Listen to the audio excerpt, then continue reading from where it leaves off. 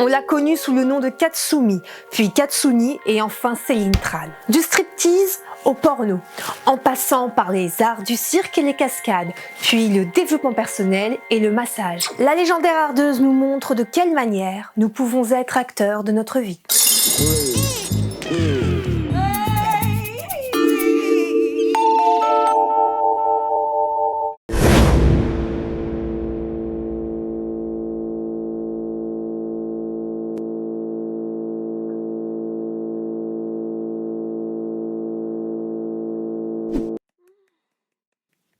Mais qu'est-ce que je fous là?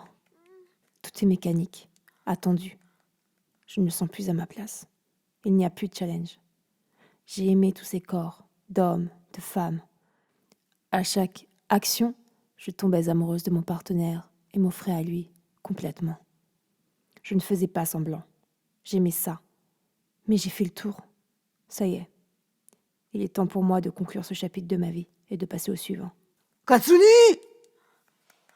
Jouer à l'ardeuse, c'est fini. C'est lors d'une scène gonzo lesbienne en 2012 que Katsuni décide de dire adieu au monde du porno. L'actrice aux 38 récompenses tire sa révérence après 13 ans de bons et loyaux services. Mais comment cette petite fille sage en est-elle venue au X? C'est ce que nous allons découvrir dans ce TVR aujourd'hui. De l'enfance studieuse au déclic. Céline Joëlle Tran naît le 9 avril 1979 à Lyon, d'un papa vietnamien et d'une maman française. C'est la cadette d'une fratrie de 3. Avec ses frères, ils vivent paisiblement aux 4 rues des Cigognes. Son père est exigeant et strict. Ses enfants doivent réussir. Elle ne fait pas exception. C'est une élève studieuse, discrète et réservée. Le cliché de la première de la classe avec des lunettes et des bagues aux dents. Ses journées se partagent entre l'école, les devoirs et la prière. Elle s'évade grâce au film et à l'écriture de son journal intime. À 15 ans, elle fait du forcing pour pouvoir faire du karaté. C'est compliqué car son père estime que c'est un sport de garçon, qu'elle risque de se blesser, mais à force de persuasion, elle réussit à le convaincre. C'est l'une de ses premières victoires. Sur le tatami, en kimono, elle se sent enfin à sa place. La sueur, l'effort, c'est un sport qui est fait pour elle. 2 ans plus tard, son coach lui propose de faire de la compétition. Tout excitée, elle annonce cette grande nouvelle à ses parents. Douche froide, c'est non. Un non froid, péremptoire, catégorique.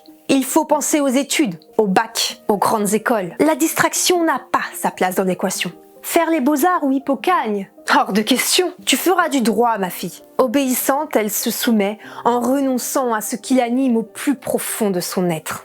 Mais quelque chose est déjà allumé en elle, une petite flamme de rébellion, qui est née le jour où, à force d'arguments, son père a cédé devant sa volonté implacable de faire du karaté. Il ne s'agit pas de faire plaisir à ses parents, ni de les rendre fiers. Il s'agit de vivre enfin la vie qu'elle a choisie pour elle. Elle réussit le concours de Sciences Po malgré tout, mais n'est pas acceptée en seconde année. C'est un vrai cadeau du destin. Elle s'inscrit en lettres modernes, cursus qu'elle a choisi librement, sans aucune pression extérieure. Ses parents sont déçus, tant pis. Elle n'a plus envie de jouer les petites filles modèles. C'est le début des premières fois.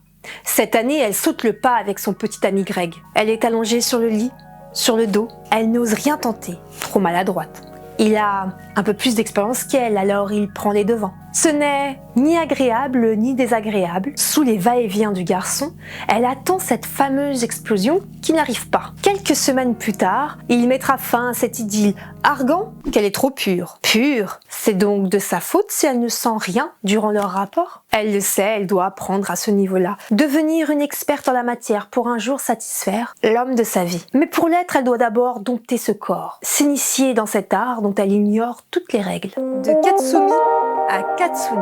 On peut dire que tout s'est enchaîné très vite pour Céline. Sa rencontre avec Stella, gogo danseuse en boîte de nuit en mai 98, qui lui parle de sa profession. Sa première danse sur un podium de discothèque le mois suivant. Ses premiers striptease complets. Sa rencontre avec Anthony, avec qui elle s'initie à la débauche. Elle n'a pas 20 ans quand elle s'initie au pluralisme. Et cela lui plaît. Elle avance dans sa quête des plaisirs, offerts et donnés. Septembre 1999. Céline a rendez-vous avec un photographe de charme à Grenoble. Il va droit au but et lui propose l'impensable encore il y a quelques mois. Tourner dans un film pour adultes. Mais que vont penser ses parents? Elle hésite.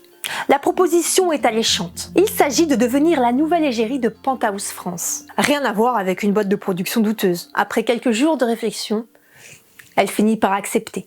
Suite à une discussion avec Anthony et un ami, le prénom mixte d'une héroïne de manga lui est proposé. Il sonne bien. Alors, pendant 6 ans, elle arborera fièrement ce pseudo avant de devoir troquer le M pour un N. En effet, le tribunal de Créteil lui interdit d'utiliser Katsumi et la condamne à verser 20 000 € à une femme nommée Marie Katsumi, car cette homonymie lui portait préjudice. J'utiliserai donc le pseudo Katsumi pour la mentionner désormais. Sa collaboration avec Penthouse ne dure que 9 mois. 9 mois durant lesquels elle fera la une de leur magazine et ne tournera qu'un seul film pornographique, sous la direction d'Alain Payet. Sotopaf et Sakapine font leur cinéma. Elle se lie d'amitié avec ce dernier qui devient en quelque sorte son mentor, jusqu'à son décès en 2007. Un seul film, certes, mais un film de qualité qui lui ouvre les portes du célèbre studio de production d'Orcel. Katsuni ne fait pas semblant. Le porno est pour elle un moyen d'explorer sa sexualité, un véritable terrain de jeu. Elle aime le sexe et le spectateur le ressent. Ses comparses s'étonnent d'ailleurs. Quoi, tu avales? T'es sérieuse? T'avales. Ah oui, j'avale.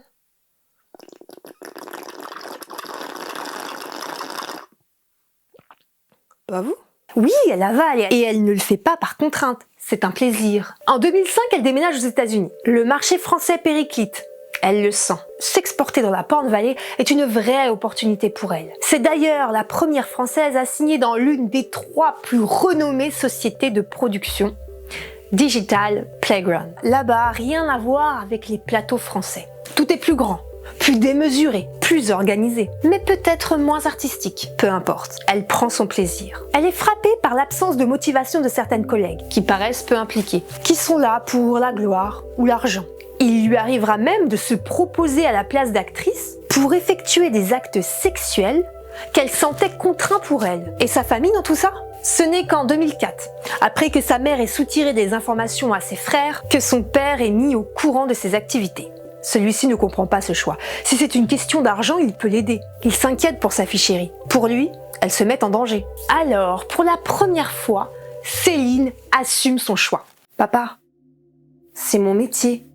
Et j'excelle dedans. Un jour j'arrêterai, mais pour le moment, c'est ce que j'ai choisi de faire. Pourquoi? Ma fille, pourquoi? Pour le plaisir. L'âme s'est dite.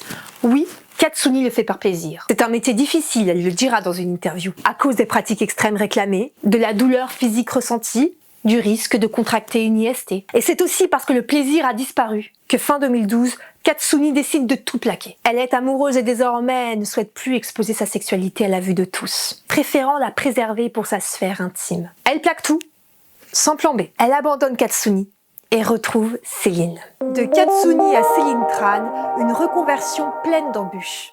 Mars 2013, elle s'inscrit dans une école de cirque. Là-bas, elle est Céline, 33 ans, débutante. Elle doit tout réapprendre, elle sort de sa zone de confort, et ça lui plaît. En septembre, on lui propose un rôle d'androïde sexy dans un film. Elle saute sur l'occasion. Il s'agit d'un rôle habillé, où on lui demande de jouer à la potiche, un peu nunuche. Cette image, c'est ce qu'elle propose depuis des années, se dit-elle en scrollant ses photos qu'elle partage sur les réseaux. C'est un peu de sa faute si cette étiquette lui colle toujours à la peau. 1 an plus tard, un réalisateur qu'elle connaît bien, François Descraques, lui propose un rôle dans la série Le Visiteur du Futur, diamétralement opposé à cette image sexy. C'est celui de la baronne, aristocrate coincée à la cour d'un royaume dans un monde post-apocalyptique. C'est une confirmation. Elle veut être comédienne, mais en grande fan de films d'action, elle veut se diriger dans cette catégorie. Elle s'entraîne très dur avec des cascadeurs. Et en mars 2014, elle joue Célina, une vampire qui manie le sabre, dans la série horrifique et satirique Doggy Bags de Rue. Ce personnage vient d'une BD qu'elle a coécrite et aujourd'hui elle fait ses premiers pas en tant que scénariste. Elle passe dans la foulée sa ceinture noire de karaté.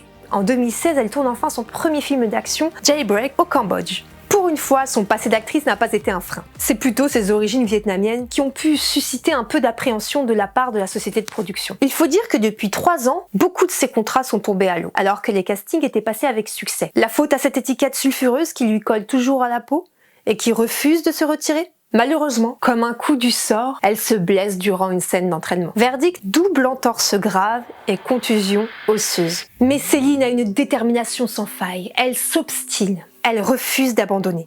Elle tourne la scène de combat face à l'héroïne principale. Cela lui coûte sa cheville, car une fois retournée en France, elle boite, faisant douter le chiropracteur d'un rétablissement complet. Si elle ne peut plus marcher, peut-être sera-t-elle plus à l'aise dans les airs? En novembre 2017, on la retrouve dans un spectacle de tissu aérien. Elle a le trac. Comment le public va-t-il recevoir sa présence? Une ancienne actrice pornographique qui se donne en spectacle devant leur enfant?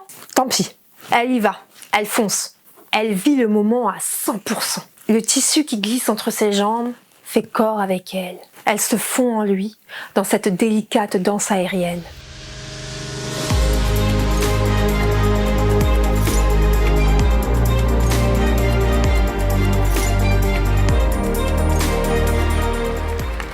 Les applaudissements ne trompent pas.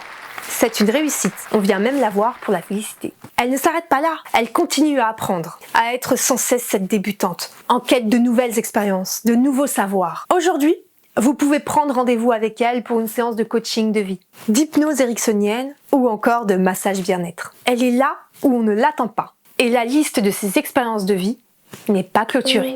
Conclusion. L'expérience de vie de Céline Tran, ex-Katsuni, est un merveilleux exemple qui nous montre que rien n'est figé dans l'existence. Tout est en mouvement, tout peut bouger. On peut être actrice de films pour adultes à un instant et être coach en développement personnel celui d'après. Faire les choses avec plaisir, avec le cœur, sans se soucier du regard des autres, de leur jugement, et les arrêter lorsqu'elles deviennent trop contraignantes ou source de souffrance. Voici ce que j'ai pu personnellement retenir de son autobiographie. Ne dis pas que tu aimes ça, sur laquelle je me suis beaucoup basée pour écrire ce TVR. J'espère qu'il vous aura plu et je vous invite à commenter, à liker, à vous abonner pour avoir davantage de contenus similaires. Et faites comme Katsu, suivez la voie du cœur. Sur vous.